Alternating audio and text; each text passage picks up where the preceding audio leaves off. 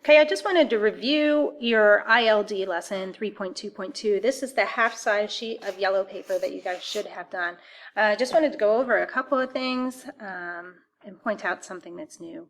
So let's take a look at this first one. It's a 22-degree angle, right? So for a 22-degree angle, I know that my slope ratio has to be 2/5. That's this one here. Right, 2/5. So I know my slope ratio has to be 2/5. I'm pulling that right off of the neon yellow chart, and I know that has to be equal to y over 25. Right? This is my change in y. This is my change in x. Right? So my change in y goes on top. It's y over 25. And then I can just solve for that. 5y is equal to 50, and y is equal to 10. Right? So setting up a proportion here and then solving. So you should have been able to get through most of these. The last one on the page was very interesting, so I wanted to take a closer look at that. This last one here was a 79-degree angle, right? So I know that you guys were all looking at the sheet saying, well, we didn't talk about the 79-degree angle. I don't think we can do that one, right? So here's what I'm saying about that. You're right, we didn't do a 79-degree angle. But what about this pink angle here, right? What is that pink angle there? Well, triangle, they have to all add up to 180. This one's 90, this one's 79. So we should be able to figure out what this angle is, right? So 180 minus 90 minus 79. Hey, look, this is an 11-degree angle, right? So when we do the math, that's an 11-degree angle. And that is one of the ones that we know from our chart, right? For our slope ratio, for an 11-degree angle, we know that our slope ratio, change in y, change of x, has to be equal to 1/5. I'm pulling that off of the neon yellow sheet, right? The only thing that we have to be careful is the way this triangle is oriented, right? If this is our angle, then our change in y is going to be over here, and our change of x is going to be over here, right? So we just have to be very careful when we write our proportion. So we can say our slope ratio is 1/5. That's equal to 7 over b, and then we could cross multiply and solve. So b is equal to 35 degrees. So in some of these problems, we have to be very careful with how the triangle is oriented. On the yellow sheet, our angle was always at the bottom, right? Our change in x was always horizontal. So for a problem like this one, we just have to kind of tip our head or rotate the sheet to kind of make it oriented the way we're used to seeing it. It's the same idea. We just have to keep track of what our change in y and change of x is.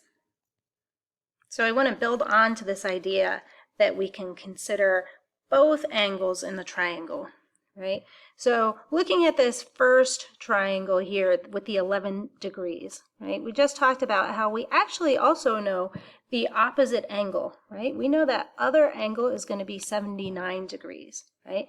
All three of the angles together have to add up to 180. One of them's always 90. And so then we know this one. Right? That means for all of these angles that we've looked at, we can come up with the other angle. Up to this point, every time we looked at the angle, it was oriented so that one of the sides of the triangle was horizontal, right? Now that we're looking at like this yellow angle, right, we need to change our orientation. So it's almost like we're going to turn the page, rotate the page, or tip your head over, right? Because we want to keep thinking about this angle being horizontal, right? And if we do that, that means that this green side is our change in x. Change of x, change of x. That means the other side is going to be our change in y. So I'm going to go ahead and highlight those. Those are all of our change of y's. Now I'm going to go through and I'm going to write the new slope ratio for the yellow angle. The change in y over the change in x. The change in y over the change in x. The change in y over the change in x. Change in y over the change in x. Right? So take a look at our slope ratios here. Are you noticing these are all of the reciprocal of these guys, which kind of makes sense. These red ones go along with the original angle, but now we're talking about the yellow complement, or the yellow angle, and all of these slope ratios are reciprocals. So with this in mind, now suddenly we can expand our trig table graphic organizer. So here you can see I have completed the trig table graphic organizer. I added in that information that we talked about with the yellow angles, and there were some additional angles that were missing that I am just going to give you those so you have them for your reference. Take a moment to copy these down.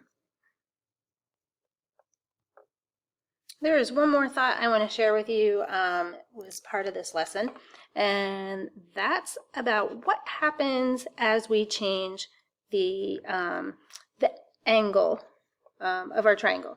So for example, here I'm looking at a triangle and it's a 45-degree angle, and we know our change in y is 8, and there's our change of x, right? Since it's a 45-degree angle, since it's isosceles, we know. Okay, one last thought that I want to share with you for this lesson is what happens to the slope ratio. What happens to the slope ratio if I change the angle, right? For example, we're looking right now at a triangle. It's isosceles. It's a 45-degree angle. So I know whatever my change in y is, my change of x is the same. So if this is 8, then this is also equal to 8. And this is for 45. So my question is, what happens if I increase this angle to 55, right? So kind of visualize that. What is that going to look like? Well, I could grab the dot and make it bigger. And you can see what's happening. I'm keeping my change of x the same, but my change in y is increasing. So as I make this angle bigger and bigger, this is going up and up, right? Just the way I'm changing the dot, this is going to stay the same. So that one's the same. But as I'm opening that angle, this change in y is going up, right? So why is that important? Well, we can bring that idea back to our trig table graphic organizer, and we can look at, okay, you know what? 45 degrees, that's when our slope ratio is 1, right? That's like home base, right? Slope ratio is 1 to 1. If we increase the angle, like over here in this red, I added this red line, right? We talk about the change in y is increasing. What does that do? That increases our slope ratio, right?